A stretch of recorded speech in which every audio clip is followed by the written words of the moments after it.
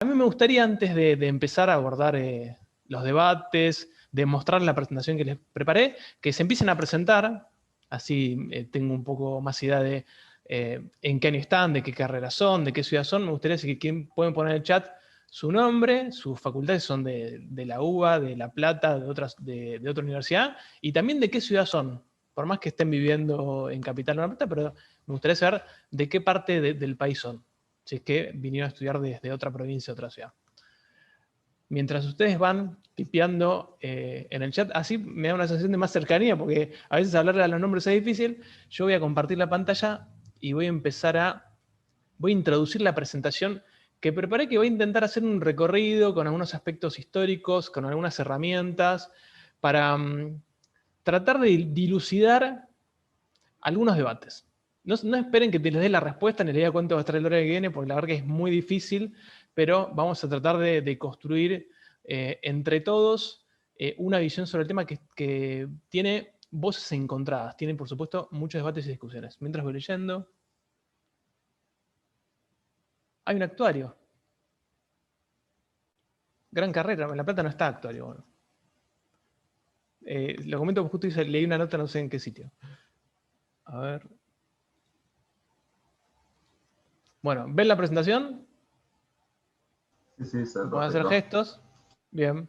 Bueno, la convocatoria de la charla era ¿qué pasa con el dólar? Yo dije, bueno, ¿cómo explico qué pasa con el dólar de manera sencilla, en 1 hora y media por Zoom? Se me ocurrió ordenar la exposición de esta manera. Pensé 10 preguntas y voy a intentar de dar 10 respuestas, que a veces no tiene una respuesta única, sino que hay un conjunto de opciones y respuestas. De esa manera estructuré la presentación que voy a intentar compartir con ustedes. Para que voy leyendo el chat. Hay varias personas de contador, economía. Bien, voy a ir leyendo a poquito. Bien, estas son las... Paren que se me fue.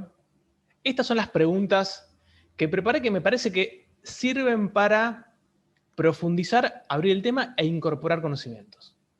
Las voy a ir desarrollando una por una en cada una de las filmeas. Las voy a leer por empezar. Bueno, la primera pregunta que a mí me parece que dispara debates y también nos ubica en el campo de discusión es el dólar, es decir, el problema de la dolarización, la volatilidad del dólar, que el dólar sea tapa de los diarios, que sea un problema político para todos los espacios y los partidos políticos, que sea una obsesión para mucha gente que sigue, a pesar de que no puede comprar grandes cantidades. Bueno, es un problema de la esfera económica, de la esfera política, de la esfera cultural. ¿Dónde nos tenemos que situar para analizar el dólar? Ya lo vamos a ver. Bueno, ¿cómo se compone la oferta y la demanda de dólares? ¿Cuál es la diferencia entre todos los tipos de cambio que aparecen en la tele, en los diarios, en los medios? Me imagino que aquellos que están avanzados en la carrera o en las diferentes facultades ya lo deben conocer.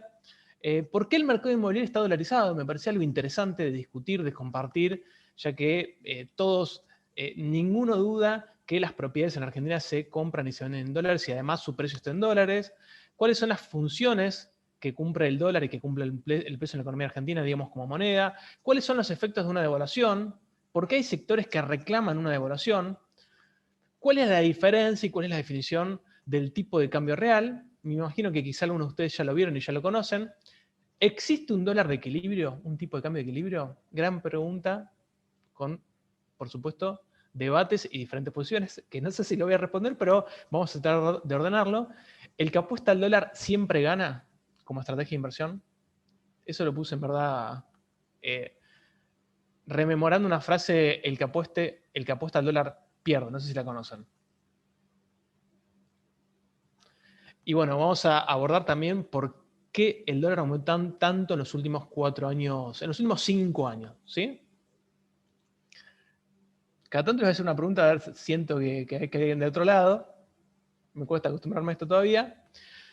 Bien, ¿desde dónde abordamos, desde qué esfera, desde qué ciencia, desde qué conocimiento es necesario abordar la problemática del dólar y de la dolarización de la economía argentina? En primer lugar, yo les puse un gráfico de la evolución del PBI, es decir, la evolución de la economía argentina desde el año 74 hasta el año 2019. ¿Por qué elegí este periodo y por qué hice el corte en 1974? Ustedes recuerdan, digamos, las diferentes etapas de la historia económica argentina, la dictadura cívico-militar de 1976 no solamente viene a imponer un modelo de terrorismo de Estado, de desaparición y de violencia, sino que lo que viene a hacer es a transformar y a dar por finalizada un modelo de desarrollo económico caracterizado como industrialización de sustitución de importaciones. A partir del 76 en adelante, podemos identificar un proceso de valorización financiera con un quiebre en el 2001 y luego se abren debates respecto a la creación de los gobiernos kirchneristas. No quiero entrar en discutir las diferentes etapas, sí les quiero marcar, quiero que miren todos este gráfico, cuáles son los puntos de ruptura. Fíjense, ¿cuáles son los puntos de ruptura más grandes?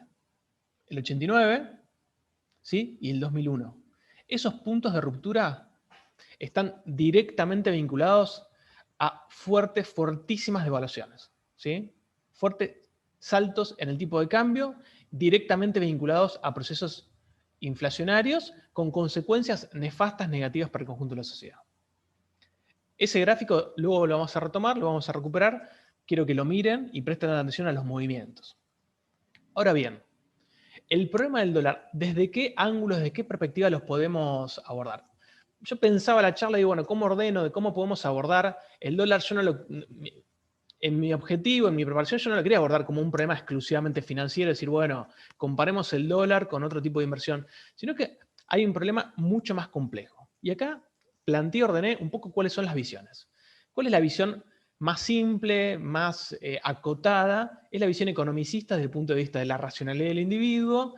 Como ustedes, los que estudian economía, se habrán cansado de escuchar la gente racional que maximiza sus ganancias. Bueno, hay una perspectiva que analiza el movimiento y que sigue los cambios en el dólar desde la perspectiva de un inversor, de alguien que quiere resguardar sus ahorros, poniendo sobre la mesa que el dólar es una moneda fuerte que no pierde su valor. Bueno, esa es una perspectiva que es muy acotada, pero que está presente, que tiene que ser complementada con las siguientes. Hay una lectura desde la cultura popular, desde la cultura que se ha desarrollado en Argentina como aprendizaje de las diferentes crisis económicas, que plantea que hay un aspecto irracional, pero vinculado a la seguridad y a la subjetividad y a la ligación que tienen los argentinos con el dólar. ¿Qué quiero decir con esto? Hay muchos argentinos que quizás tienen muy poquitos ahorros, que sienten que esos ahorros están seguros, que le da proyección, que se lo pueden transferir al resto de sus familias a futuro, que van a ser menos vulnerables a situaciones de desempleo, de inestabilidad, de falta de previsión. Entonces lo que hacen es comprar dólares quizá muy poquito con lo que les alcanza, lo siguen, les parece que son parte del conjunto de los argentinos que se ven afectados por la evolución del tipo de cambio, a pesar de que quizá pueden guardar, no sé, 100 dólares, 50 dólares, 200 dólares, pero hay una porción muy importante de los argentinos que sigue lo que sucede con el dólar, entendiendo que lo afecta de manera directa por los ahorros que tiene, por lo que puede comprar, por lo que no puede comprar, y de ese punto de vista yo no creo que sea la principal explicación, creo que es un tema que está un tanto exagerado, pero hay un vínculo cultural del argentino con el dólar que tiene que ver con estas crisis, ¿no? Con las crisis, con lo que sucedió en el año 1989, con la pérdida, digamos, de ahorro en diferentes momentos históricos, con entender que la evolución del tipo de cambio está vinculada a diferentes crisis económicas y políticas. Bueno, hay un vínculo, hay una construcción cultural alrededor del dólar. En mi opinión, lejos está eso de explicar la volatilidad, los efectos negativos, lo que sucede, pero hay una dimensión que es importante mencionar al menos. Después hay una visión politicista, yo la denominé de esa manera, que tiene que ver con el dólar como un dispositivo de interpretación política de la realidad. ¿Qué les parece a ustedes? Cuando el dólar está alto y se mueve muy rápido, ¿eso es negativo para la economía? ¿Es negativo para el sistema político? ¿Es una expresión de debilidad del gobierno o no?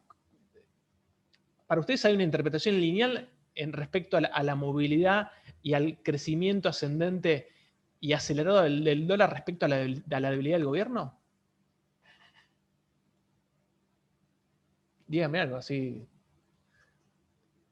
¿Les parece que tiene centralidad en el balance? Si esto es un gobierno que le va bien o que le va mal.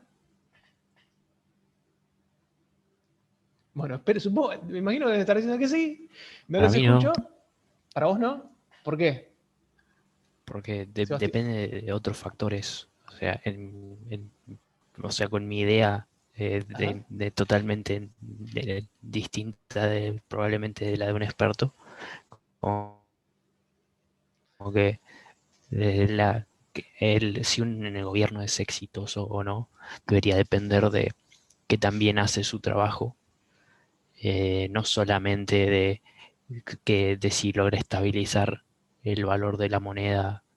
O sea, es como un factor muy específico para determinar algo tan general como el éxito de un gobierno. Yo estoy completamente de acuerdo con lo que vos dices, Sebastián. Me parece que para evaluar un gobierno hay que incorporar un conjunto de factores. Sin embargo, los medios hegemónicos, discursos muy simplistas de evaluación de un gobierno, muchas veces ponen el movimiento del dólar como un signo de mucha debilidad, de ineficacia, de poca pericia. Y para muchos argentinos, esto es, digamos, lo abro al debate, yo creo que hay muchos argentinos que entienden que, o que quizás se dejan llevar por esa visión simplificada de evaluación de un gobierno. Y también hay muchos políticos que ponen sobre la mesa como que para generar expectativas del éxito de su gobierno, la estabilidad del dólar y también el libre acceso al dólar. Y con esto me retrotraigo a las elecciones del 2015 sobre las cuales podemos hablar. Que entre los ejes de campaña se le da una centralidad muy importante a la quita del cepo y al libre acceso al dólar y a la estabilidad. Recapitulo. No lo digo porque estoy de acuerdo y creo que explica el fenómeno, pero hay un aspecto muy fuerte vinculado a la política y cómo se interpreta los aciertos o los errores de un gobierno respecto a la estabilidad y el movimiento del dólar, impulsado muchas veces por los medios, ¿no? Fíjense que en septiembre la escalada del dólar blue era un zócalo en los medios que parecía que la Argentina estaba a punto de explotar. Bueno, ese dispositivo de interpretación política de la realidad a través del dólar es un elemento a incorporar en estas discusiones. Yo creo que muchas veces lo que hace es sustituir y simplificar demasiado el debate, pero lo comparto porque lo podemos incorporar de manera complementaria. Bien, ¿cuál es otra lectura alternativa? Otra lectura alternativa que yo le puse lectura macroacotada, tiene que ver con hablar del dólar exclusivamente con su relación con la inflación y analizar, cosa que es real, el pass-through, es decir, el incremento, el traspaso de la variación del tipo de cambio a la inflación y la pérdida de poder adquisitivo. Ese aspecto es muy importante, central, afecta al conjunto de los trabajadores. Es un debate que a veces se queda muy acotado en la cancha o en los ejes que despliega. ¿Cuál es la lectura, en mi opinión, más relevante o desde la cual tenemos que asumir este debate? Bueno, una lectura desde la economía política, entendiendo que el dólar y el problema de la falta de estabilidad del tipo de cambio, su volatilidad, las presiones que se ejercen, tiene que ver con un problema estructural de la economía argentina, que es la escasez de dólares, la restricción externa, la estructura productiva desequilibrada y el juego de poder que se expresa entre clases sociales y fracciones de clase, en particular entre fracciones del capital. Esa disputa de intereses, esa presión de determinadas fracciones que presionan por una devaluación, que quieren imponer una política cambiaria, quieren imponer un tipo de cambio al conjunto de la sociedad argentina, para mí es el kit de la cuestión, es donde está el centro de debate y donde tenemos que poner el foco para tratar de entender algo sobre este gran problema argentino que comienza con más claridad o con una característica más intensa respecto a sus efectos y la popularidad que asume a partir de la dictadura en adelante. Y se los menciono a partir de la dictadura en adelante porque a partir de la dictadura vivimos en una economía que se ordena a través de un patrón de valorización financiera, es decir, la ISI, el modelo de industrialización por sustitución de importaciones queda en el pasado, o por lo menos tal cual se desarrolló en la década del 40 hasta la década del 70. Bien, continúo. Pregúntenme si hay algo que no se entiende, que están en desacuerdo o que quieren opinar. Así hacemos más dinámica la cosa. Bien. ¿Cómo se compone la Discúlpame, oferta? Sí. yo te quería preguntar si el PowerPoint después lo vamos a tener en algún lado o algo así. Si lo podemos tener nosotros, digamos. Si nos lo pueden Yo mandar o algo. no tengo problema si los chicos se lo pasan, ¿sí? Se los doy a los chicos, a los organizadores y Dale, buenísimo. Gracias. me pone contento, porque es que está claro. Bien. Sigo. ¿Cómo se compone la oferta y la demanda de dólares? Esto quizá los que están avanzados en la carrera ya lo saben, no me quiero detener demasiado. lo que les quiero marcar es que el mercado cambiario no es un mercado como cualquier otro. No es un mercado como el alcohol en gel, como el mercado de ropa. Es un mercado muy, muy particular, muy importante para la macroeconomía argentina, y es un mercado en el cual hay un actor que es central, que es el Banco Central de la República Argentina. A ver, ¿cómo podemos ver el mercado cambiario? Lo podemos ver directamente a través de la balanza de pagos, que es la forma de sistematizar y ordenar la contabilidad con el sector externo. Esto, dígame si hay alguien que no lo conoce, si me detengo, si no lo paso rápido. La balanza de pagos se compone de la cuenta corriente, la cuenta capital financiera y la variación de reservas internacionales. En el gráfico, en el diagrama de la derecha, ustedes pueden ver que tenemos la demanda, es decir, quién demanda dólares y quiénes ofrecen, quién compone la oferta de dólares. Y tenemos el Banco Central como gran jugador que compensa excedentes y tiene la capacidad de definir e intervenir con mucha fuerza en el mercado. Bien, el Banco Central, ustedes saben, es la autoridad monetaria y quien define la política monetaria. Por lo cual, la política monetaria y la política cambiaria están íntimamente ligadas. Es decir, el Banco Central tiene que tener una estrategia que sea consistente para ambas políticas, y en Argentina, en los últimos años, cuando hablemos de la LELIC y las LEBAC, vamos a ver que el vínculo entre política monetaria y política cambiaria es muy estrecho, y por supuesto que la variable que define la política monetaria es la tasa de interés. ¿Sí? Bien, en esto quiero marcarles un contraste respecto a la evolución del mercado cambiario y cómo se refleja eso en la balanza de pagos entre la década del 2000, entre la década del 2000 larga, digamos, considerando los 3 gobiernos kirchneristas, y la década del 90. En la década del 90, la cuenta corriente, que es la que refleja los flujos comerciales, es decir, donde principalmente está la balanza comercial, que es el saldo entre exportaciones e importaciones, fue persistentemente negativa, deficitaria, es decir, si iban más dólares de los que ingresaban por mayor importación ante unas exportaciones que no lograban compensar, digamos, esa demanda. Eso en la década del 2000 hasta el año, no me quiero confundir, no sé si 2011, 2012, hasta el año 2009, si no me equivoco, presentó una característica inversa, es decir, en la década del 2000 la cuenta corriente mostró durante muchos años, durante los primeros años después de la salida de la crisis del 2001, mostró un carácter superavitario, es decir, un excedente, un ingreso de dólares por un incremento de las exportaciones y una reducción de las importaciones. ¿Sí? Sin embargo, el condicionamiento de la deuda pública generada por todo el periodo de la valorización financiera generó que la cuenta corriente, de la cuenta capital y financiera, mostrara déficit, es decir, salieran dólares por pago de deuda pública, privada, por giro de utilidades y por fuga, y entraran dólares por la balanza comercial. ¿Me siguen con este contraste? Bien, continúo, ¿no? Ahora, otra de las preguntas, esto también lo paso rápido, me imagino que ya muchos de ustedes lo saben. ¿Cuál es la diferencia entre el dólar oficial, dólar blue, dólar mercado electrónico de pagos y contado con liquidez? ¿Esto lo saben o alguien que me haga una señal? Yo por mi parte, si lo explicás mejor. Bueno, el dólar oficial, digamos, puse los valores de ayer, alguno me puede haber quedado desactualizado, es haciendo más o menos 85 pesos, es el dólar, digamos, que se puede comprar hasta un cepo de 200 dólares.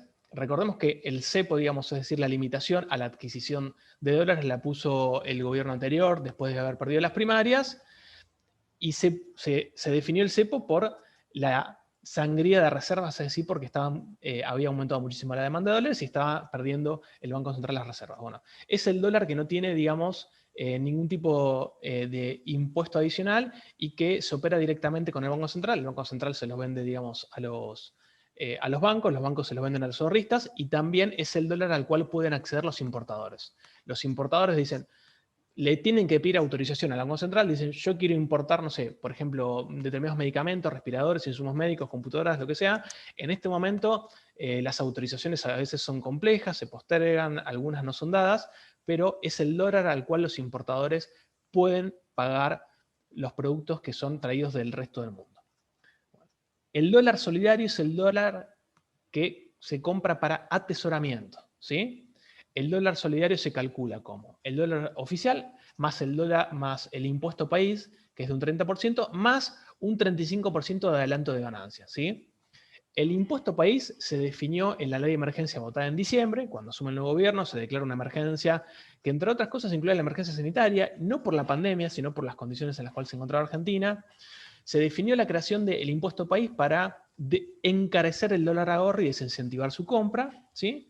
Y en septiembre, ahora hace poquito, hace 2 meses, en septiembre de 2020, dado el incremento fenomenal de compras de dólares para atesoramiento, la fuga de divisas, por la demanda de dólares para pagar deuda privada, se definió en el mes de septiembre una política de endurecimiento, de buscar desincentivos para la compra de dólares, y se colocó el 35% de adelanto de ganancias. Ese 35% en un momento será devuelto. O sea, para aquellos que han comprado y no pagan ganancias, se lo tienen que devolver, no sé cuándo ni cómo, todavía eso no está claro, y para aquellos que pagan ganancias se lo toman a cuenta.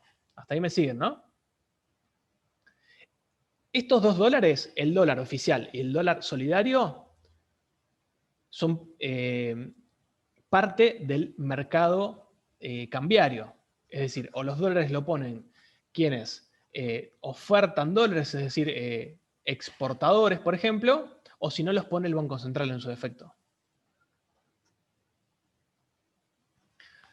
Bien, el dólar contado con liquidación y mercado electrónico de pagos es un dólar que se puede adquirir producto de la compra-venta de bonos y acciones. En este caso, no necesariamente interviene el Banco Central y no es parte del mercado cambiario que yo les mostraba en la filmina anterior, ¿sí? Y a ver, vamos a mirar acá abajo primero. ¿Cómo es la operatoria de compra de dólares a través del mercado electrónico de pagos? Una persona que quiere comprar dólares deposita pesos en una sociedad de bolsa. Con esos pesos, la sociedad de bolsa le compra bonos o acciones, que eso tiene que ser, no puede ser cualquier bono o acción, tiene que ser un bono o una acción que pueda ser valuado en dólares. Por ejemplo, una acción de Techin, ¿sí? Bueno, compra acciones de Techin y luego las vende en dólares, ¿sí? De esa manera, la persona fue con pesos, compró un bono en acción y la vendió en dólares. Ese mecanismo tiene dos variantes. El dólar MEP es cuando esa operación se hace dentro del mercado, es decir, dentro de la Argentina, los dólares que hay en Argentina, y el dólar contado con liquidación es un proceso un poco más complejo porque esa acción, por ejemplo, la de Tenaris, se compra en Argentina, se transfiere al mercado de Nueva York, se vende en Nueva York y los dólares quedan en una cuenta en dólares de Nueva York, en general de la sociedad de bolsa que tienen cuentas en los dos lugares. En ese caso, no implica una pérdida de reservas para el Banco Central. ¿Por qué? Alguien que quería comprar dólares puso sus pesos, compró la acción o el bono, lo vendió, y alguien que tenía dólares en su caja de ahorro, en su caja de seguridad, en la sociedad de bolsa, donde sea, con esos dólares compró las acciones o los bonos, pensando que eso le va a redituar como una inversión de alta rentabilidad. Este mercado, el dólar MEP y el contado con liqui, es legal, podemos mencionarlo como un dólar financiero, y es interesante porque fue muy discutido en los últimos 2 meses. ¿Por qué? En el mes de septiembre, en el momento de fuerte sangría de reservas, de muchísima presión sobre el dólar, de muchísima presión devaluatoria, la estrategia del Banco Central fue endurecer, tratar de achicar lo más posible el dólar financiero, es decir, el dólar MEP y el dólar contado con liqui. Había una fuerte presión en los últimos meses porque algunos inversores institucionales que tenían bonos, digamos, de deuda reestructurada, querían irse de la Argentina, es decir, querían obtener dólares, querían comprar dólares en el mercado financiero, en el mercado bursátil.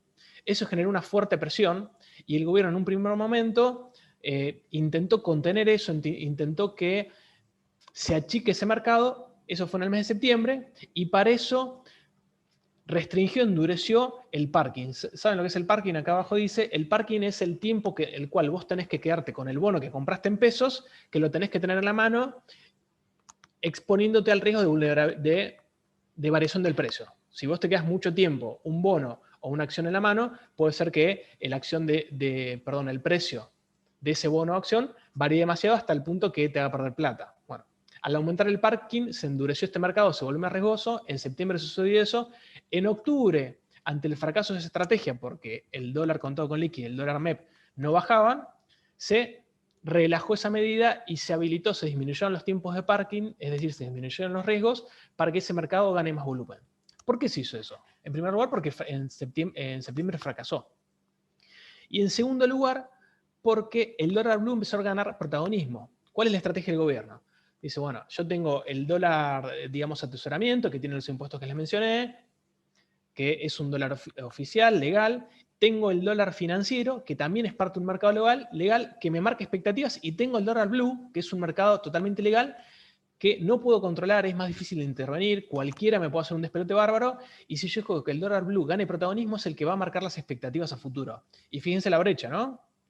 Tenemos 85 oficial, solidario 140, contado con liqui 145, el dólar blue 172.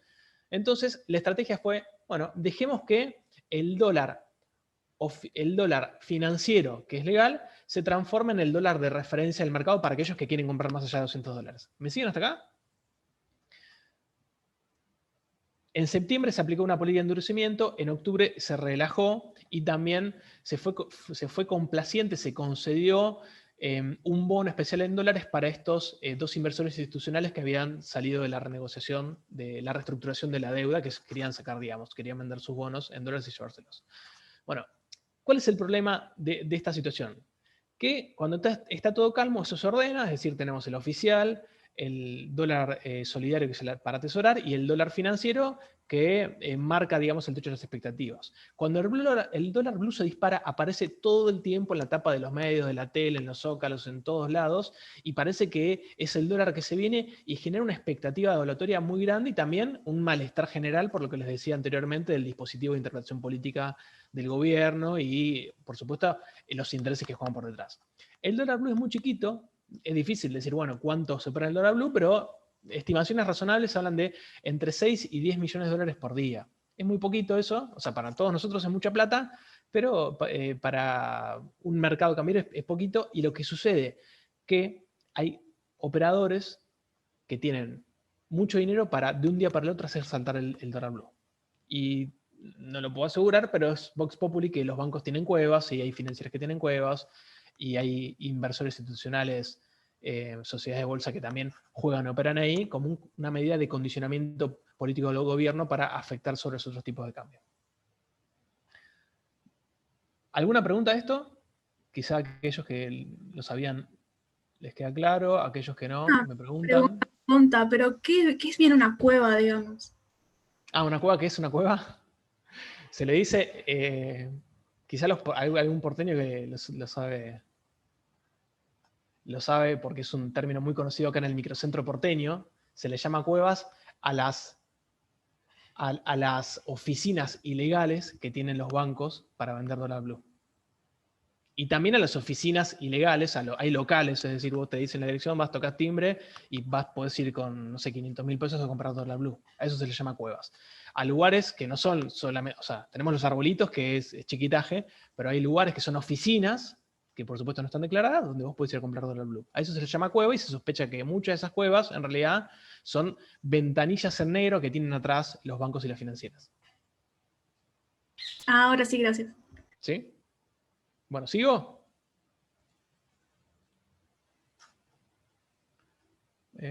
Paso.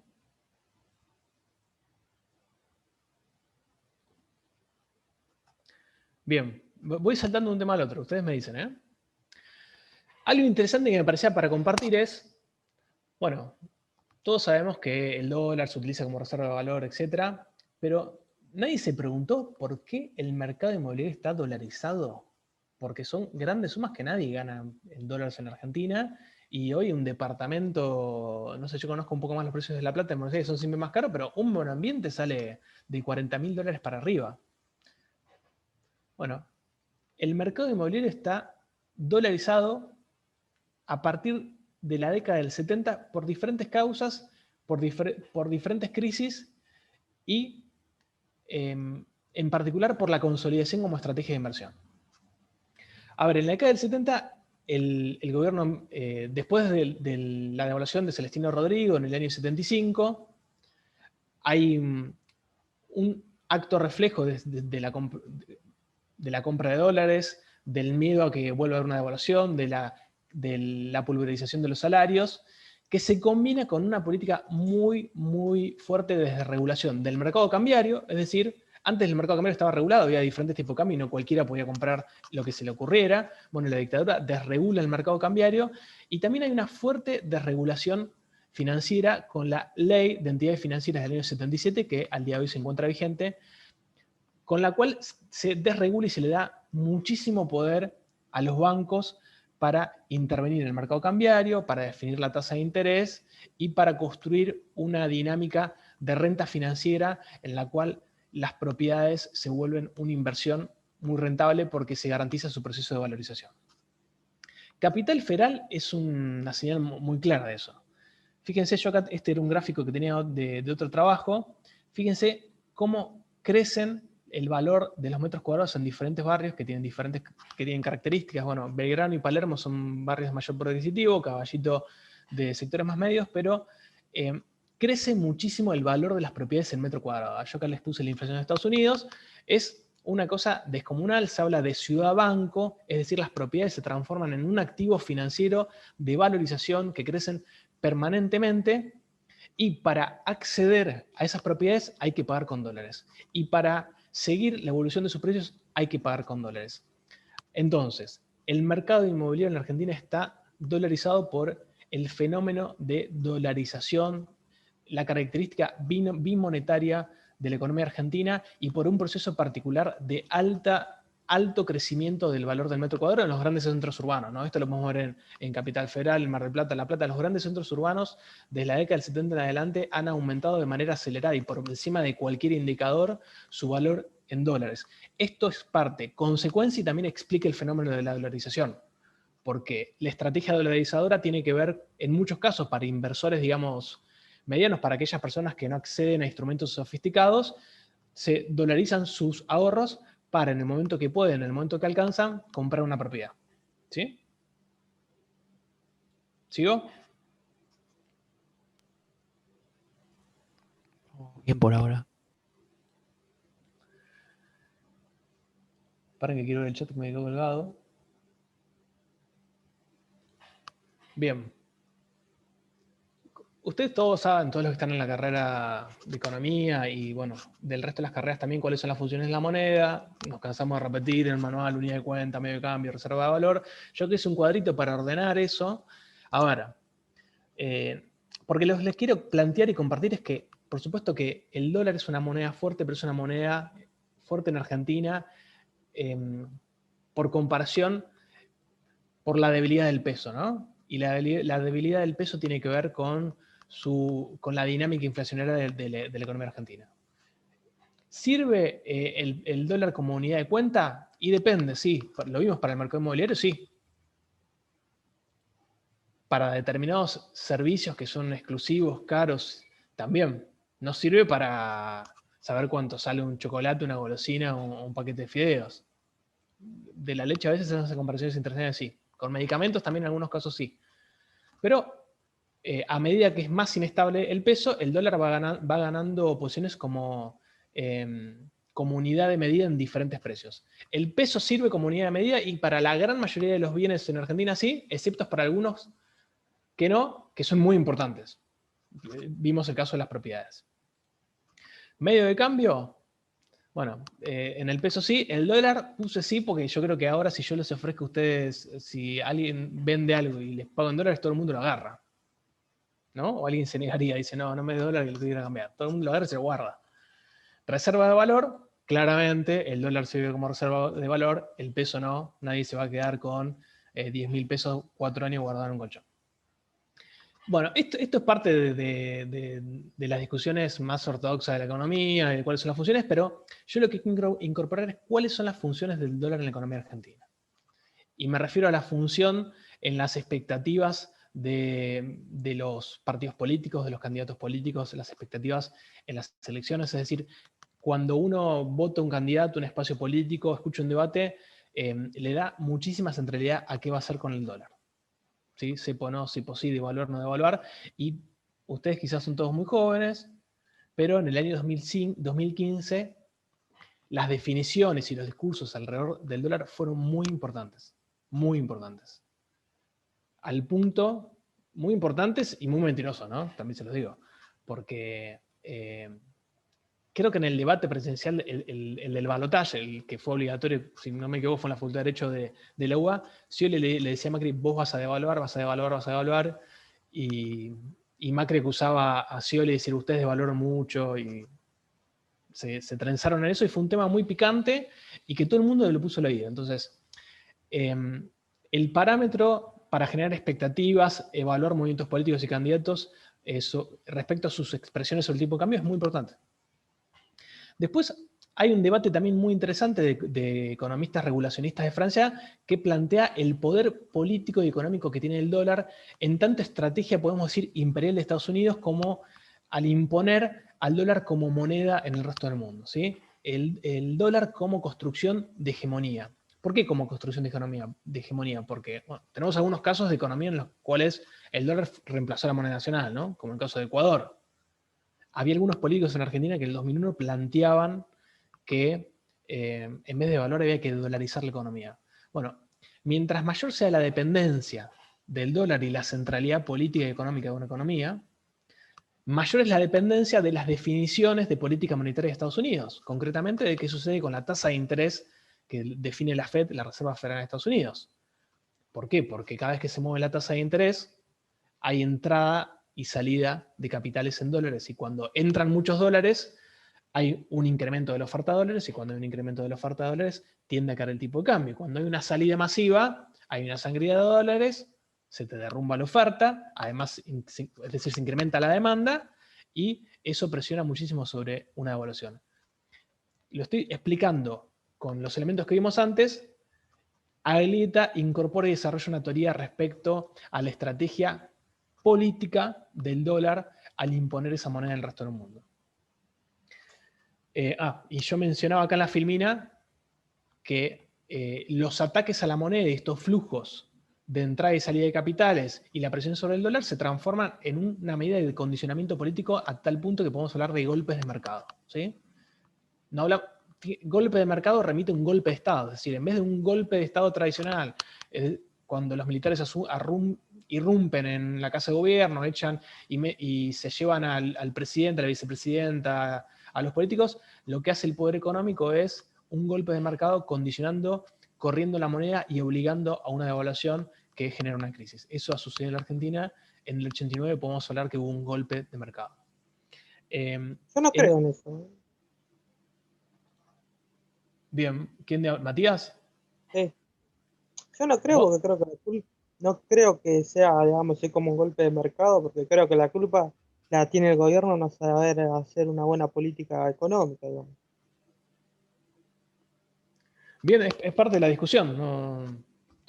Yo creo que en determinadas situaciones hay un intento de condicionamiento, hay pujas de intereses y tensiones entre diferentes fracciones del capital que, presionando, digamos, sobre el tipo de cambio, intentan definir las políticas económicas.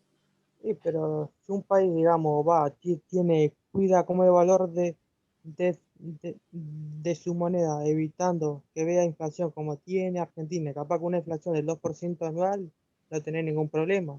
Y ya tenés una inflación como Argentina digamos, de un 20-30%, va perdiendo la moneda, la gente quiere comprar dólares. Sumarle a eso que Argentina tiene un problema, digamos, que cuando aumenta la economía, aumenta las importaciones y le falta dólares para poder importar, digamos, entonces ahí se mete un gran problema.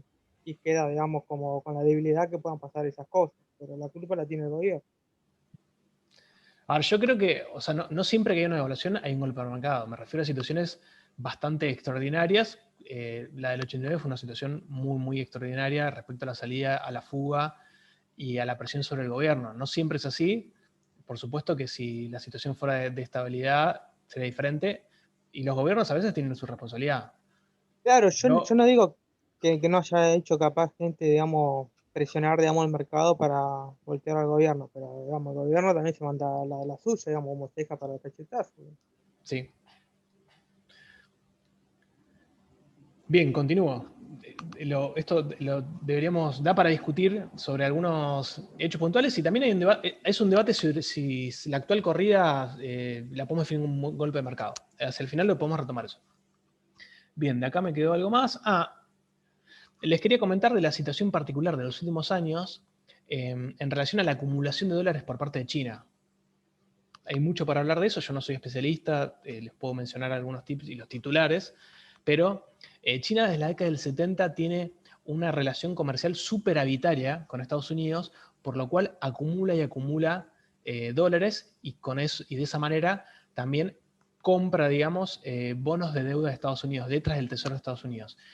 Eso pareciera ser el principio de un cambio en las finanzas mundiales, que también es un cambio geopolítico que se expresa a través del crecimiento de la economía china y de un mundo que pareciera ser multipolar en las finanzas y quizá multipolar en las monedas, ¿no?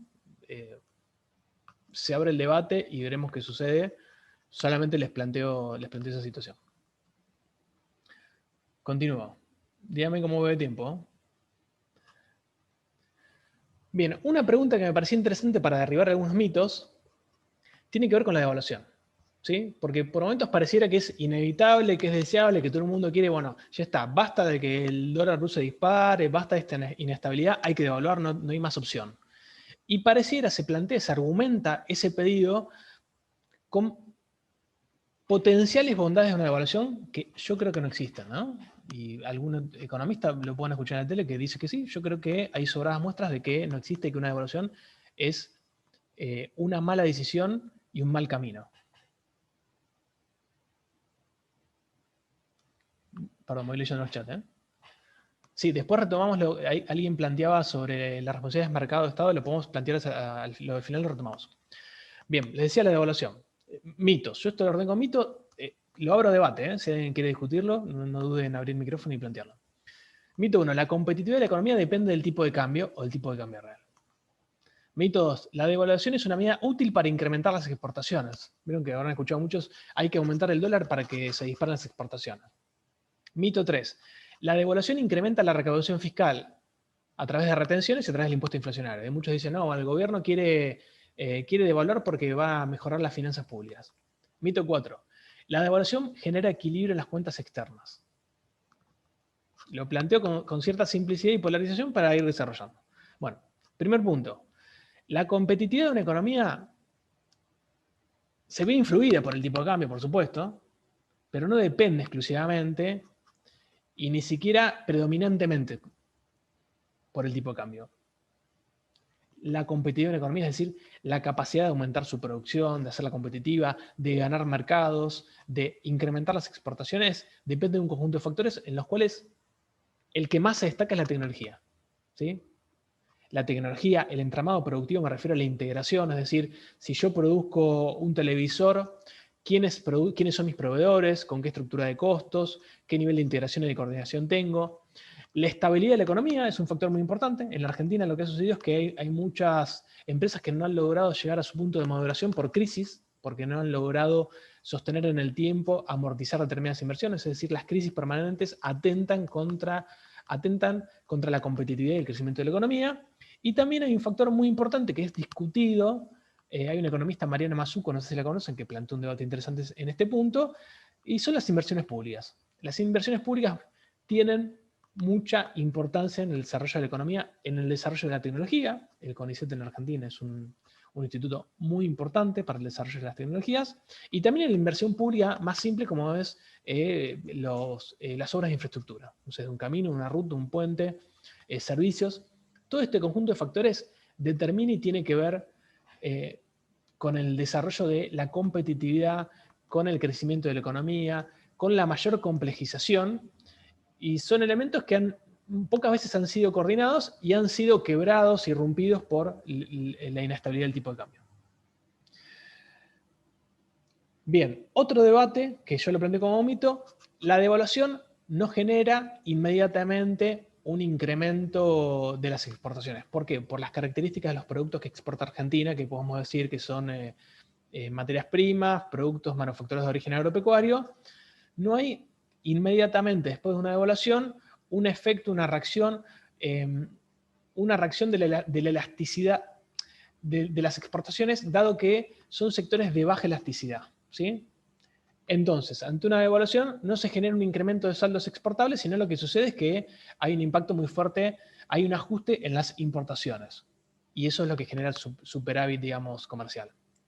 Que a veces lo que se pretende es eso sin decirlo. Se dice, bueno, no, en realidad devaluamos para que aumenten las exportaciones, pero en verdad saben muchos economistas que eso para Argentina no tiene efecto, no va a suceder. El otro mito que tiene que ver con la recaudación fiscal. Bueno, en Argentina, en mi opinión, los gobiernos tratan, aunque lo podemos hablar, retomar, tratan de evitar la devaluación. Porque las devaluaciones desencadenan crisis, desencadenan dinámicas inflacionarias y cuando hay un proceso largo de inflación, la recaudación fiscal cae, ¿no? Ahí por eso les mencioné el efecto Oliveira Tanzi. Bueno, si no es todo eso, acá estoy criticando todo lo que no es, todo lo que se dice en los medios, bueno, ¿qué implica una devaluación? Una devaluación implica una redistribución de los ingresos de la economía, ¿sí? Hay una redistribución entre trabajadores y empresarios, pero también hay una redistribución al interior del capital, entre las diferentes fracciones del capital. Las fracciones del capital que son más concentradas, que tienen mayor capacidad tecnológica, que dependen menos de los insumos importados, que tienen capacidad de exportación, son las fracciones del capital ganadoras de una devaluación, ¿sí? En primer lugar, el sector agropecuario es el al cual podemos ubicar en el podio de los ganadores. Alguien me podrá decir, o esperaría que alguien me diga, bueno, pero a los industriales también les conviene la devaluación, porque te generan protección, es decir, te encarecen los productos importados. Sí, depende el caso, porque hay muchos productores nacionales, muchos productos que son parte de la industria nacional que dependen de los productos importados. Entonces, cuando devaluás, sí, protegés la competencia de productos finales importados, pero les encareces los insumos intermedios que se incorporan al producto final. ¿Me siguen con esta idea? Profesor, una pregunta. Sí. Digamos, pero también, digamos, al devaluar, digamos, la gente tendría menos dinero, digamos, valdría menos y no afectaría también a la demanda agregada y afectaría a toda la economía. Correcto. Sí, así es, Matías. Al devaluarse y trasladarse la evaluación no se traslada completamente, pero trasladarse a precios, hay una caída de los salarios en términos reales, se pierde por adquisitivo, cae la demanda agregada, y lo que sucede es que la caída de la demanda agregada no se ve compensada por inversión. Un economista quizá ortodoxo puede decir, bueno, te cae la demanda agregada, pero se compensaría con un incremento de la inversión porque redistribuís los ingresos, le das ingresos a quien tiene más capacidad de ahorro y los que tienen más capacidad de ahorro le invierten. Bueno, eso no sucede. Cae la demanda, cae la demanda agregada y no se compensa, digamos, con un incremento de la inversión. Por eso, en la Argentina y en las economías latinoamericanas, las devaluaciones son recesivas, ¿sí? Sigo. Bien, no todas las devaluaciones son iguales. Yo acá les marqué dos contrastes. Les decía que hasta la década del 70, hasta el gobierno militar de 1976, se registraron situaciones de crisis, de estrangulamiento del sector externo, de déficit de balanza de pagos que marcaron la escasez de dólares y obligaron a una situación de devaluación, ¿sí? Pero fueron devaluaciones generadas o condicionadas por una dinámica de crecimiento de la economía. Es decir, hasta el 76, la economía por su propio crecimiento generaba situaciones de escasez de dólares. ¿Por qué? Porque era una economía que exportaba productos agropecuarios, importaba productos industriales y estaba incrementando su industria nacional. Incrementando su industria nacional con insumos importados, pero también agregándole valor a tal punto que se habían empezado a exportar algunos productos industriales. Bueno, esa dinámica de fuerte crecimiento de la industria demandaba muchos dólares y en determinados momentos los dólares no alcanzaban para comprar los insumos de la industria que venía en crecimiento, venía incorporando tecnología, agregando valor y tenía potencialidad exportadora. Esas crisis de escasez de dólares terminaron en devaluaciones como en el año 58, 62 y 75. Después del 75, con la instauración de la dictadura y un modelo de valorización financiera y de destrucción de la industria nacional, las crisis de falta de dólares no se debieron a dinámicas de crecimiento de la economía real, sino que se debieron a disputas dentro entre diferentes fracciones del capital, a procesos de fuga de capitales, por capitales que ingresaban y querían salir, por endeudamiento externo de empresas privadas y repercutieron en fuertes devaluaciones con acelerados procesos inflacionarios y con condicionamientos de los procesos políticos muy importantes. Eso lo podemos ver en el año 81, que el año 81 fue el momento de crisis de la tablita de Martínez de Hoz. Fue el momento en el cual se estatizó la deuda privada. ¿Ese proceso lo conocen? Bueno, imagino que sí. En el 81, Domingo Cavallo era presidente del Banco Central y a través de seguros de cambio se estatizó la deuda privada. 89, como hablábamos hoy, hacia el final del gobierno de Alfonsín. El año 2002 y, en mi opinión, el año 2018 y 2019. ¿Sí? En el año 2015, que fue fin del gobierno de Cristina, inicio del gobierno de Macri, hay una mezcla de las dos cosas. Me siguen con la diferencia entre una devaluación, que por supuesto se da por escasez de dólares, pero se da por escasez de dólares por la dinámica de crecimiento de la economía, y una devaluación que sea por escasez de dólares, pero no por la dinámica de crecimiento de la economía, sino por movimientos especulativos de capitales. Hay mucho más para hablar, pero quiero marcar ese contraste. Bueno, en la actualidad el gobierno está tratando, está logrando evitar una devaluación condicionada por salida de capitales con un proceso que arranca en el año 2018. Continúo. ¿Tienen alguna pregunta? Si tomo un vaso de agua.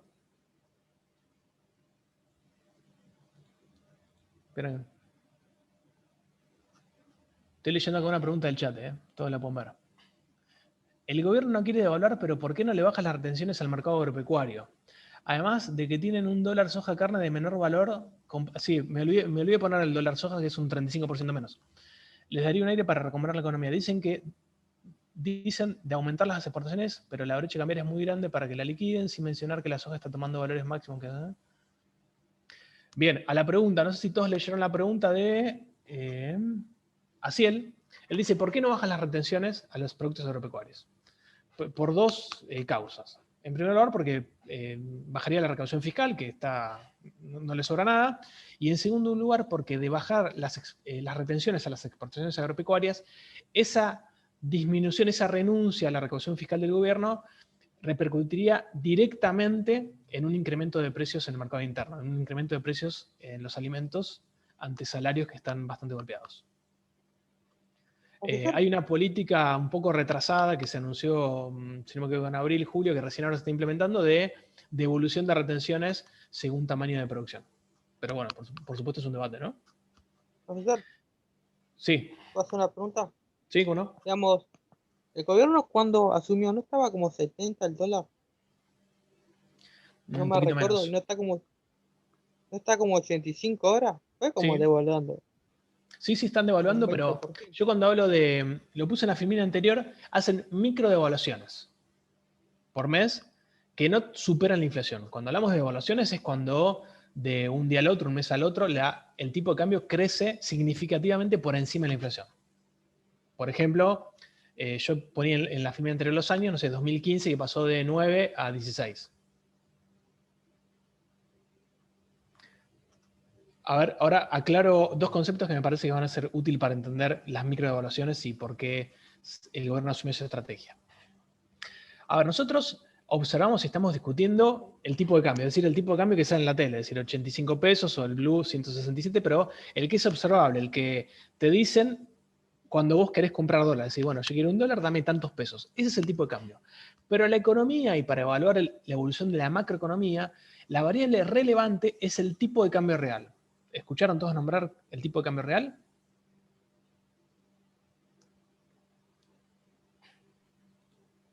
Sí.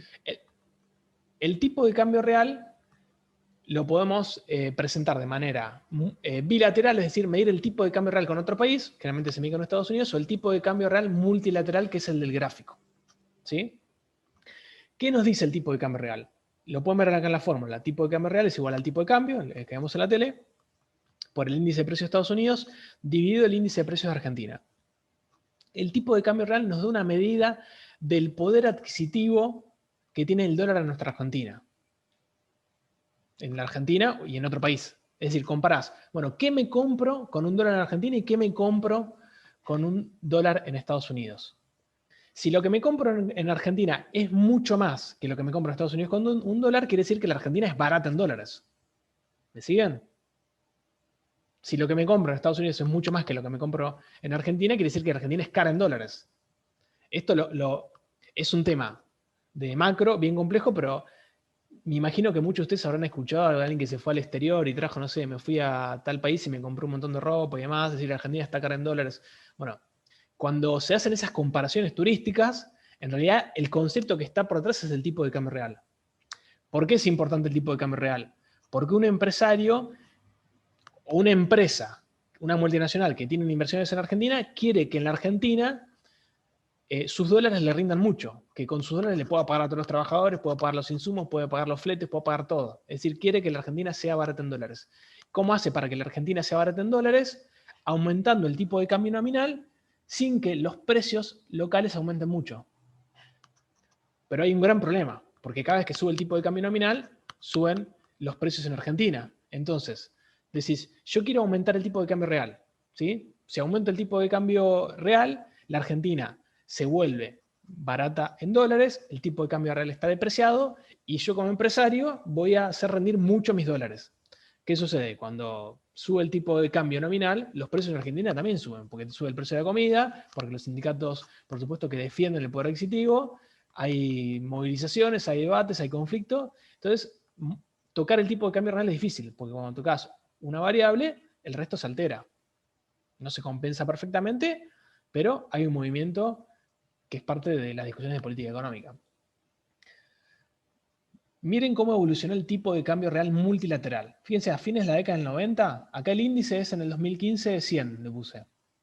Fíjense, en la década del 90 el tipo de cambio real era bajo, es decir, la Argentina hacia fines del 90 era relativamente cara en dólares.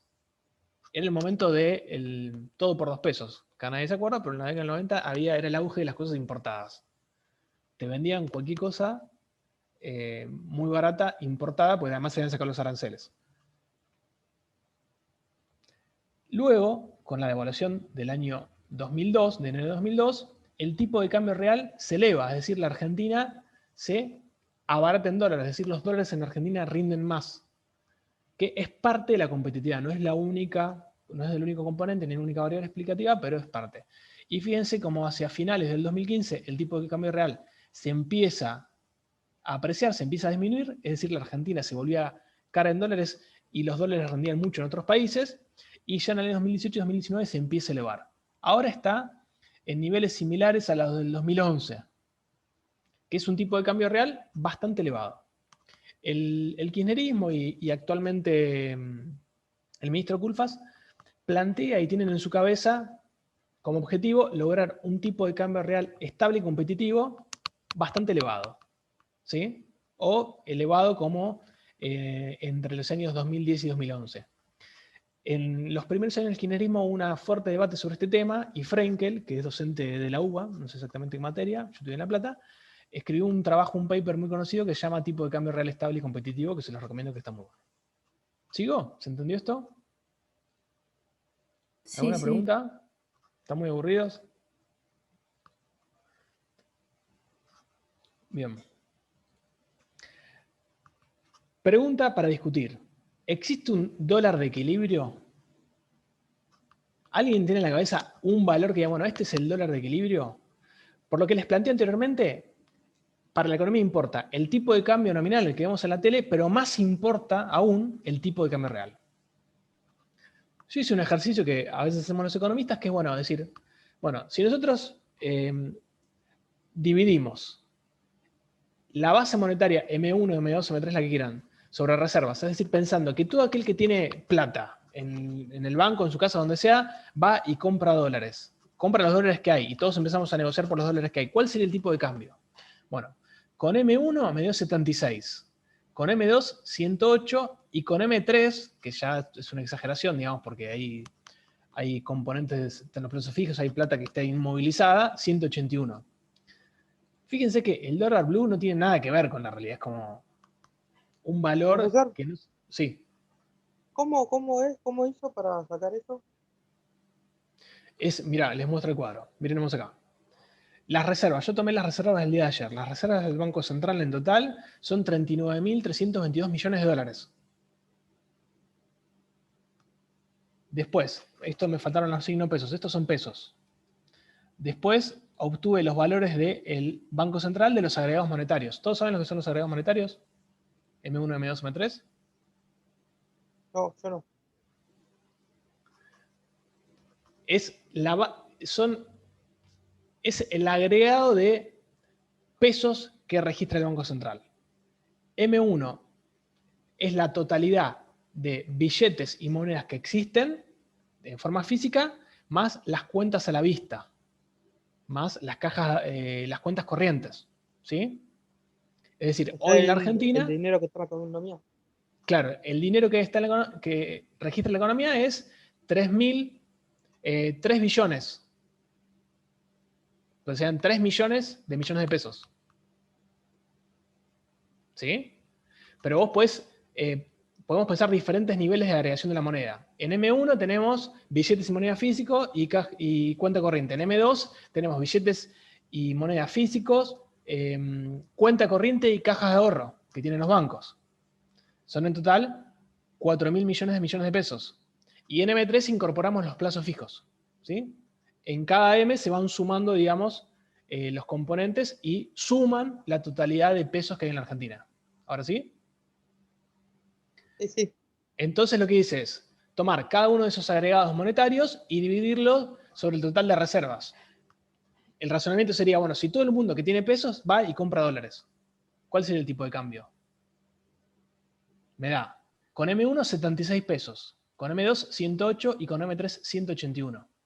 Pero lo de M3 sí es una exageración, porque no está disponible esa plata. Vos tenés un plazo fijo un año, no podés, está fijo. ¿Todos siguieron el ejemplo? Pregúntenme si no. Sí, sí, pero, o sea, pero el Banco Central tiene en dólares físicos No, 39.000. no tiene los dólares físicos, eso. Ah, pero, o sea, si levanta el cepo y la gente va a demandar los dólares, no lo pelarían y ahí no tendrían, sería No, como, al no, es un ejercicio teórico, ¿no? Porque es imposible de suceder porque la gente necesita para que funcione la economía los pesos. La composición no me acuerdo de la composición exacta de las reservas, pero ahí por ejemplo, hay oro, que todos los días cambia su valor. claro, o sea, yo una vez estaba leyendo la hiperinflación del 89, no sé si está mal, digamos, leí cualquier cosa, era que se habían quedado como es sin reserva y al demandar se hizo como, no tuvo techo y se fue al tipo de Claro, cambio toda la mierda. porque ese es el total de reservas que registra el Banco Central, que tiene varios componentes. Pero las reservas que tiene para salir a vender el Banco Central son muchas menos. No recuerdo el número ahora, no saqué la cuenta, pero rondan entre 5.000 y 7.000 dólares para salir a operar en el mercado. Lo que pasa es que esto no va a suceder, porque si todo el mundo dijera, bueno, ahora a partir de ahora tienen todos sus pesos y todos vayan a ganar dólares, es como una crisis explosiva. Esto es un ejercicio teórico para pensar, decir, bueno, a ver, si todo el mundo lo hiciera, ¿cuál sería el tipo de cambio? Pero es ¿Cómo impracticable, fue, digamos. y cómo fue que en el 2015, o sea, Paraguay sacó el cepo teniendo, podría haber ido toda la mierda? Sí, bueno, así un poco se fue, ahora lo vamos a ver. Bueno, entonces, vimos la diferencia entre tipo de cambio real, tipo de cambio nominal. Acá hice este ejercicio de cálculo de tipo de cambio, pero lo que quería compartir con esta filmina es que hay fuertes debates sobre la necesidad, la existencia o no del tipo de cambio de equilibrio. ¿Existe un tipo de cambio de equilibrio? ¿Cuál es? ¿Es el tipo de cambio que te garantiza un equilibrio en las cuentas externas?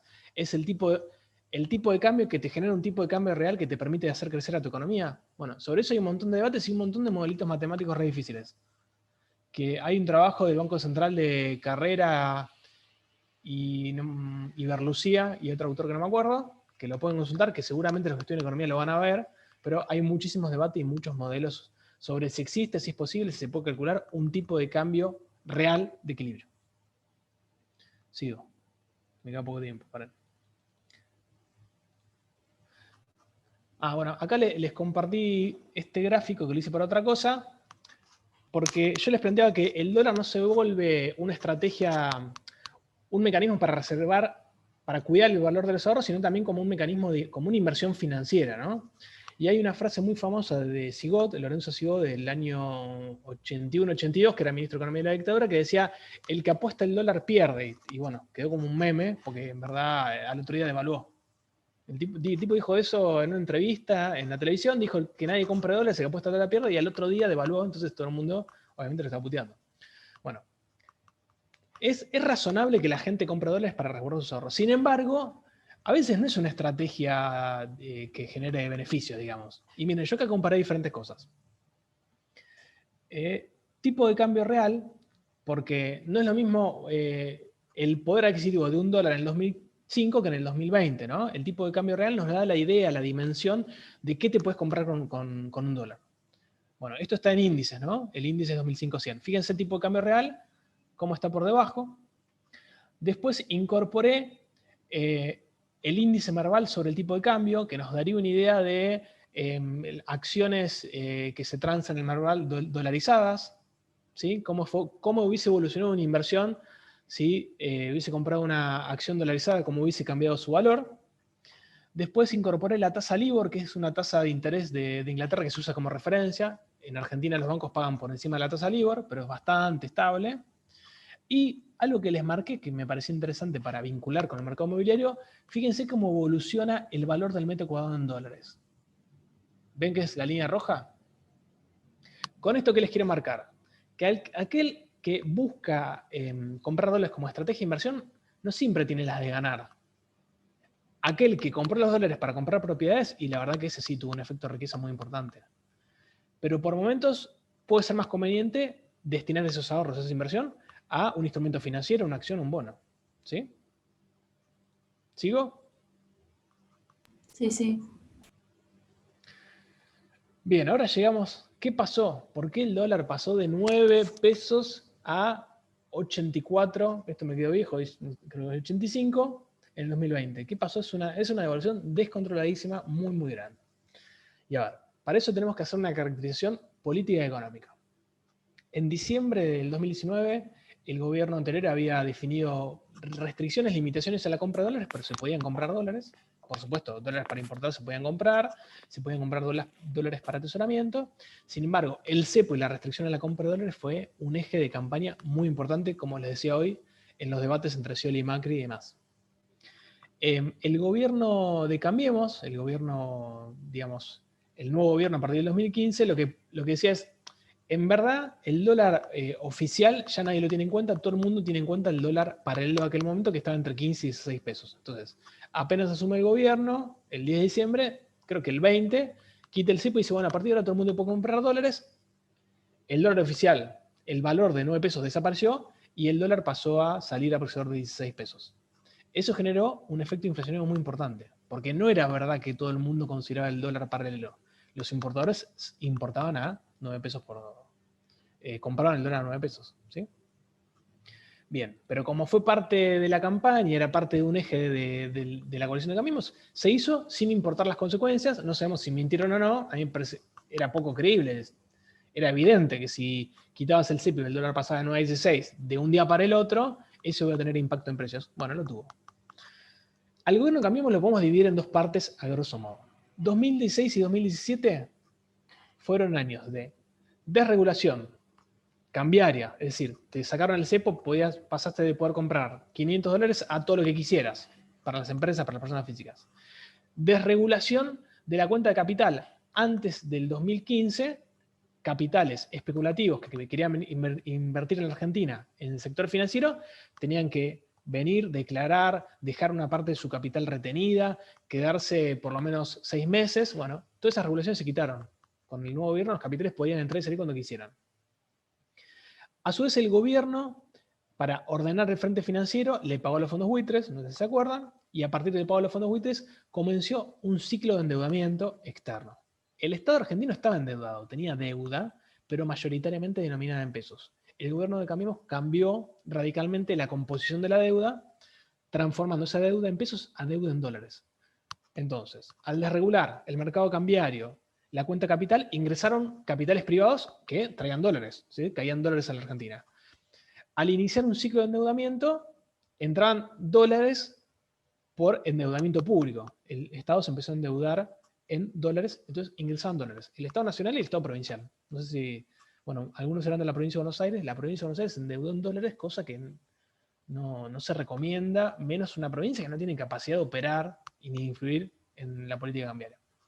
2016, 2017 entraron muchos dólares. Al entrar muchos dólares, se incrementó fuertemente la oferta de dólares y cayó el tipo de cambio real. Miren, vuelvo al otro gráfico.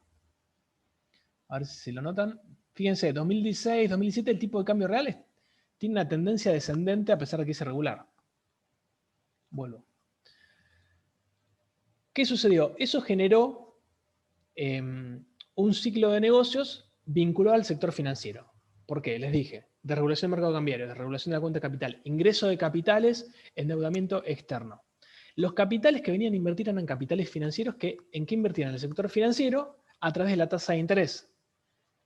¿Quién garantizaba una tasa de interés alta? El Banco Central. El Banco Central empezó a acelerar, sostuvo y a su vez incrementó en el 2018-2019 la tasa de interés para mantener el dulce, digamos, para los capitales especulativos que habían ingresado a la Argentina y que querían obtener una renta financiera. Para que no se vayan, primero para que vengan, aumentó la tasa de interés, y después para que no se vayan, aumentó más la tasa de interés. ¿Qué hacía el gobierno? No quería que todos los capitales que ingresaran se vayan del país y si se iban del país compraban los dólares y se los llevaban. ¿Sí? Y además, para evitar que aumente la demanda de dólares tanto de los capitales, de los sectores empresariales nacionales como de la población en general, ponía una tasa de interés muy atractiva para hacer caer la demanda de dólares. Con lo cual se genera un círculo vicioso porque generas condiciones para atraer, para que ingresen capitales, para que ingresen dólares. El dólar se hacía muy barato, con lo cual nadie quería comprar dólares, pero eso se sostenía con una tasa de interés muy elevada. Una tasa de interés muy elevada atraía, digamos, a esas masas de recursos, pero lo que hacía era enfriar, congelar, frenar la economía, porque una empresa que quería sacar un crédito para comprar insumos, para aumentar la fábrica, para aumentar la producción de su fábrica, no podía sacar un crédito porque la tasa de interés era muy elevada. En el 2018, esa situación, esa bomba de tiempo empieza a ser evidente, ¿sí? ¿Por qué? Porque el gobierno tiene que aumentar cada vez más la tasa de interés para que esos recursos no se vayan de la inversión financiera a comprar dólares, ¿sí? Y a su vez, en el 2018, el gobierno también, como se había endeudado mucho en dólares, empieza a necesitar dólares para empezar a pagar los intereses de la deuda. Eso generó que sea una política de cada vez peor. Para evitar que estalle, era cada vez meterle más línea a fuego. ¿Se entiende? Piensen centralmente en la variable de tasa de interés. Para atraer a capitales, para atraer los dólares y para evitar que se me fueran, tengo que aumentar la tasa de interés. Pero la tasa de interés me genera cada vez más recesión y más destrucción de la economía real, y lo que hago es agrandar una bola de nieve. ¿Sí? Fíjense que en el año 2018 la tasa de interés alcanzó el 60% y en el 2019 el 80%. Me refiero a las LEBAC y las LELIQs, que son títulos de deuda del Banco Central que podían comprar en un primer momento cualquiera y después solo actores institucionales y lo compraban los bancos. ¿Qué sucedía? Llegó un momento que no se podía aumentar más la tasa de interés porque era tal el freno de mano que se le metía a la economía, cómo se encarecía el crédito, que había que empezar a desarmar esas LEBAC y esas LELIQ. Bueno, cuando se empieza a desarmar esas LEBAC y esas LELIQ, es decir, estos títulos de deuda del Banco Central, quienes sacan sus pesos de las LEBAC y las LELIQ, ¿qué es lo que hacen? Van a comprar dólares para llevárselos. ¿Quién garantiza esos dólares? El Estado con el endeudamiento externo. Entonces, la lógica y la temporalidad fue la siguiente. Los inversores especulativos, los capitales que ingresaron, trajeron sus dólares, los cambiaron a pesos, los hicieron rendir muchísimo a una tasa de interés elevada. Sacaron esos pesos, los transformaron a dólares relativamente baratos porque el Estado seguía trayendo dólares al país y se los llevaron. ¿Quién paga la cuenta de todo eso? El ajuste de la economía, ¿sí? Porque el costo es que la economía se frenó por elevada tasa de interés que no permitió que los sectores productivos que necesitaban créditos para producir lo pudieran obtener. Y fíjense el gráfico de la derecha, cuál es el vínculo, cuál es la magnitud, la similitud entre el endeudamiento público y la fuga de capitales. Es decir, capitales entraban y después, porque los capitales entraban con $100, pero después se llevaban 120. Es decir, los capitales traían dólares, pero después se llevaban más dólares de los que ingresaban. Bueno, ¿quién garantizaba esos dólares adicionales? El Estado con el endeudamiento externo. Entonces, esto es una tormenta perfecta que la paga el conjunto de los argentinos. El Estado se endeuda en dólares para garantizar los dólares adicionales que obtienen como rentabilidad los capitales especulativos que ingresaron y también capitales nacionales que vieron el negocio, ¿no?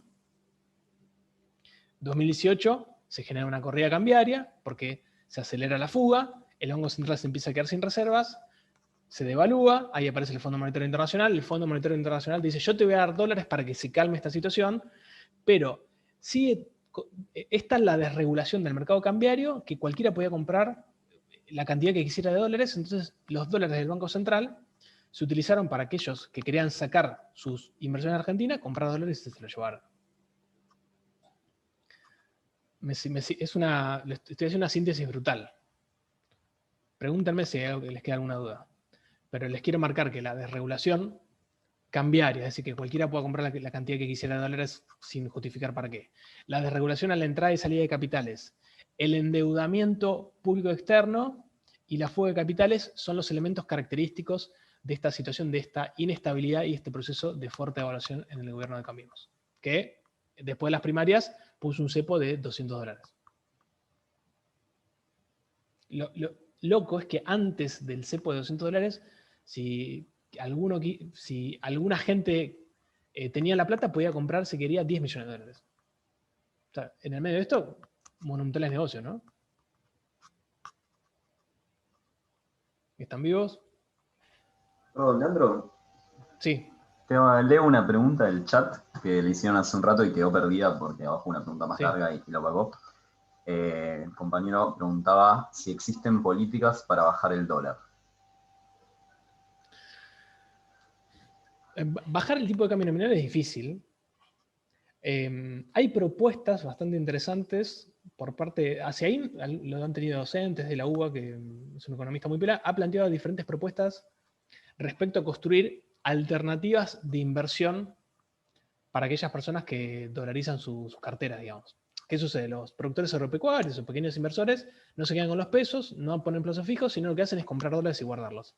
Bueno, hay algunas propuestas que dicen, o que plantean, hay que generar un instrumento de inversión que esté atado a un conjunto de monedas. Hacia ahí plantea, hay que construir una nueva moneda que sintetice, no sé, dólar, libra, yuanes, etcétera, un conjunto de monedas para garantizar que tu inversión se va actualizando en el tiempo sin que necesariamente compres los dólares. Hay diferentes propuestas. Bueno, el UVA es algo parecido. En general no han sido exitosas, pero es un debate que el gobierno anunció un conjunto de medidas, pero hasta ahora no han avanzado. Hay una medida que sí tuvo cierto éxito, que es emitir bonos de deuda pública en pesos, pero atados al tipo de cambio.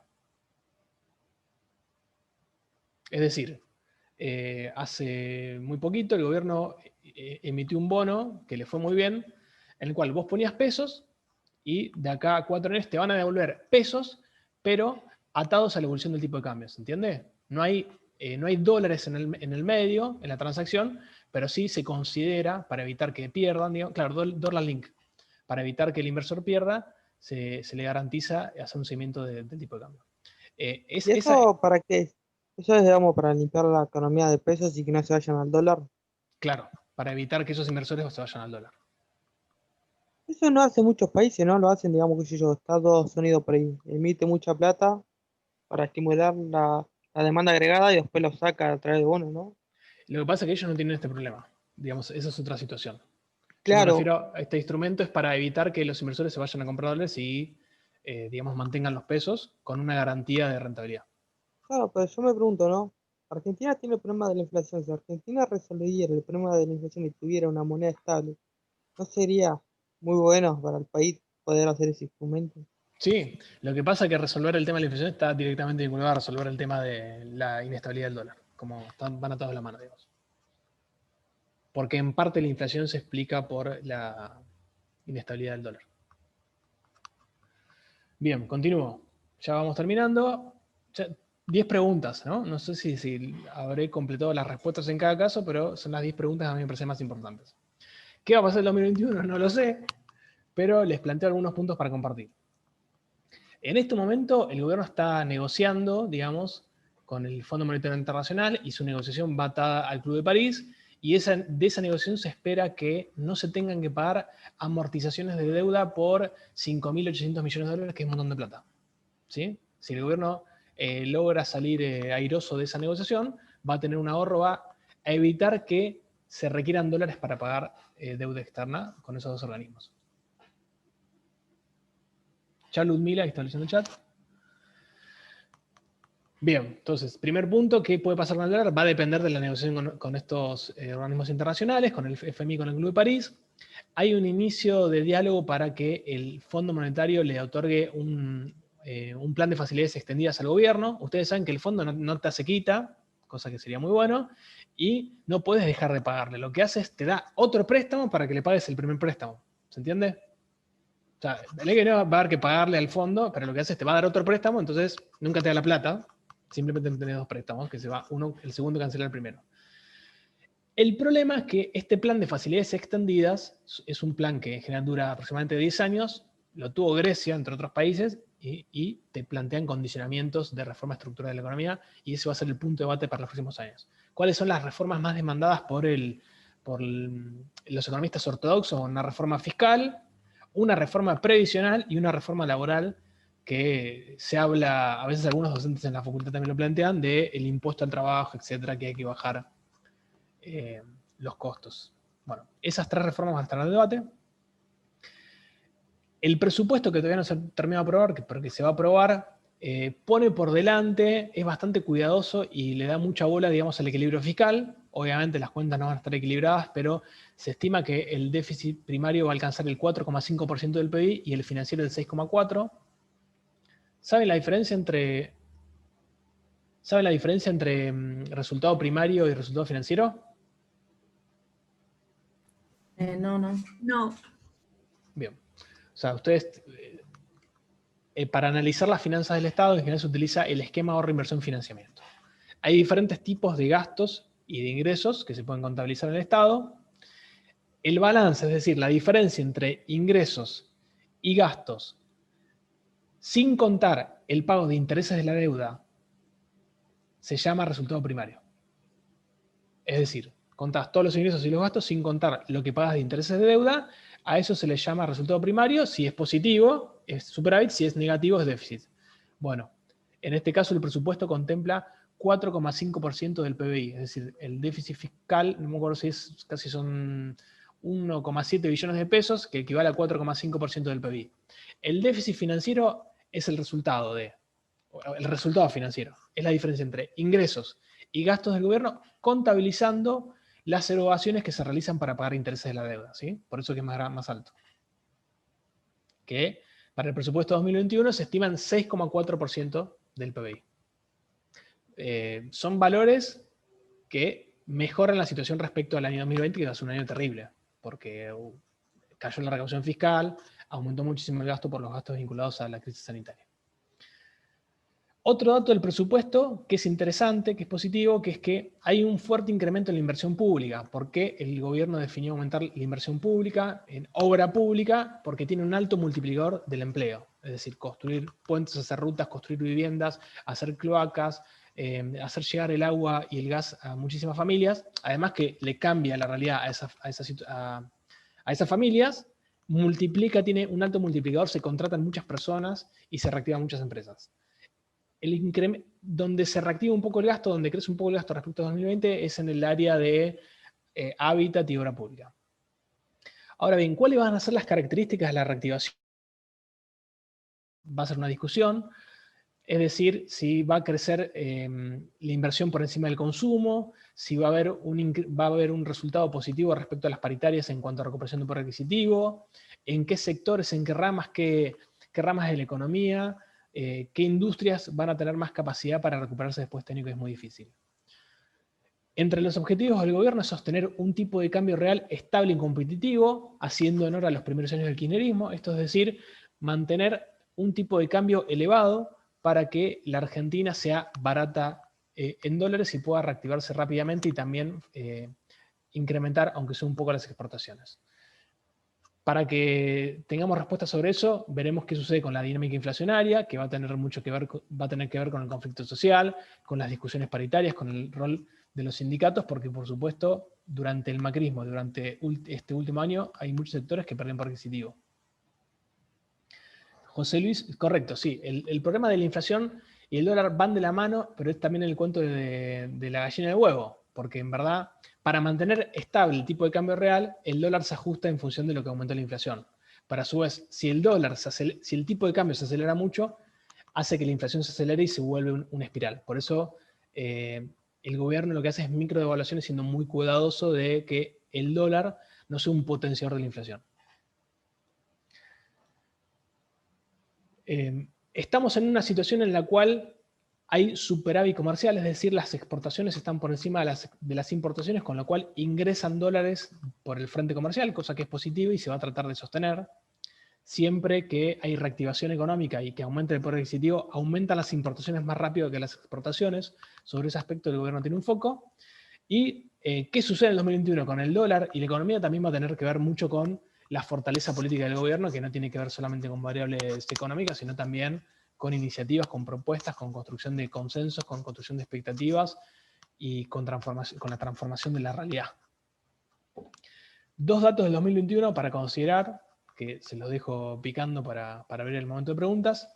El presupuesto 2021 prevé que en diciembre del 2021 el dólar va a estar a esto lo puse mal, perdón, me confundí, que el dólar va a estar a 102 pesos y el Banco Central, a través del relevamiento de expectativas de mercados, que es una encuesta que hace el Banco Central todos los meses a un conjunto de actores, bancos y consultoras económicas, prevé que en diciembre del 2021 el dólar va a estar 127 pesos.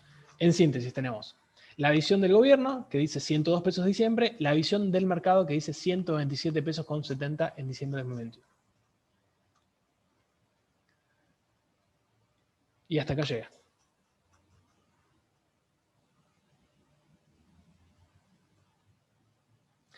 Paren las preguntas. El bono dólar link no tiene un TIR. El TIR del 17 entiendo que es calculado con el dólar blue, por eso es tan alto.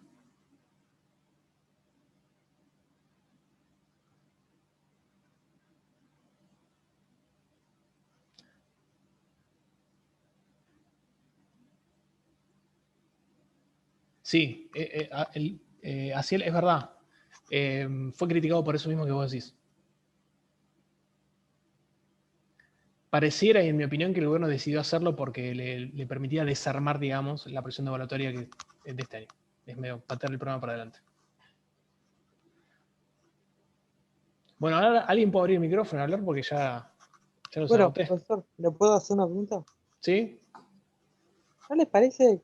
Porque el gobierno va, digamos, como es, a intentar no devaluar, digamos, y estimular, digamos, con obra pública la economía, pero no es más de lo mismo que viene haciendo Argentina.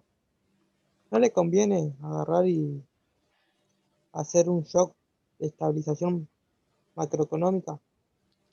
Vos decís una devaluación de una vez y para siempre, digamos. No, yo digo, Ah. el dólar no creo que esté tan, digamos, atrasado, digamos. El tema, digo, hacer un cambio de moneda onda austral y estabilizar la economía. Y no sé. Sí, el plan austral en un momento fue exitoso, después se derrapó. Puede ser, podría ser una propuesta, pero la sensibilidad y la falta de inestabilidad en Argentina es como, no sé cómo podría terminar. Sería audaz. Yo tengo una consulta. Como que Sí. sigo sin entender No me cuál digas es eso. la importancia del dólar Ah. blue. O sea, más allá de que no tienen restricción para comprar, o sea, no entiendo, porque al fin y al cabo es más caro Claro. comprar. El dólar blue centralmente, digamos, lo podemos expresar como una variable política, porque construye expectativas, digamos.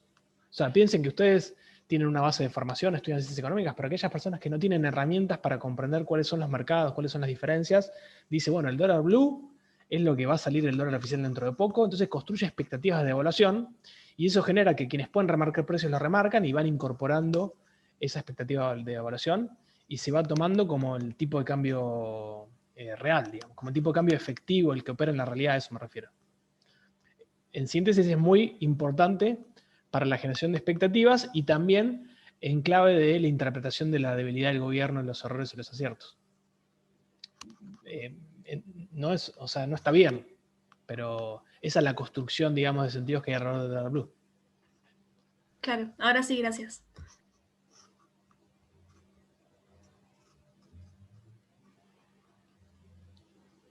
¿Alguien más?